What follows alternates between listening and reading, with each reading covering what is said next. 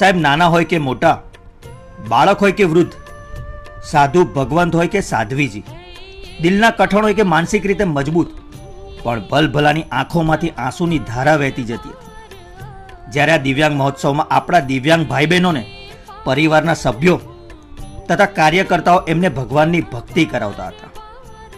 ચારે બાજુ જય જય શ્રી આદિનાથ સંભળાતું હોય અને દરેકે દરેક સાધુ ભગવંતો એમના આશીર્વાદ આપતા આપતા એમના માથામાં વાસક્ષેપ નાખતા હોય, અને ત્યારે તમે વિચારી શકો છો કે કેવો અદ્ભુત માહોલ હશે. આવો અકલ્પનીય, અમૂલ્ય અને અવિસ્મરણીય હર્ષો ઉલ્લાસવાળો માહોલ ક્યારે નથી જોયો જીવનમાં. એક તરફ દરેકે દરેકની આંખોમાં હર્ષના આંસુ હતા, તો બીજી તરફ ઊંડી લાગણીઓના આંસુ હતા, જેનાથી સૌ કોઈ ખૂબ જ ખુશ હતા.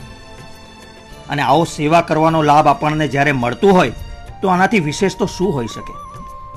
ખૂબ ખૂબ અનુમોદના આવા ઉચ્ચ વિચારો અને આવી ઊંચી ભાવના સાથે આવો અદ્ભુત દિવ્યાંગ મહોત્સવ કરવાવાળા લાભાર્થી તથા દરેકે દરેક મહેમાનોનો ખૂબ ખૂબ આભાર કે જેમણે આ પરિવાર ઉપર એક વિશ્વાસ મૂક્યો અને આ મહોત્સવમાં આવીને લાભાર્થી પરિવારને સેવાનો લાભ આપ્યો.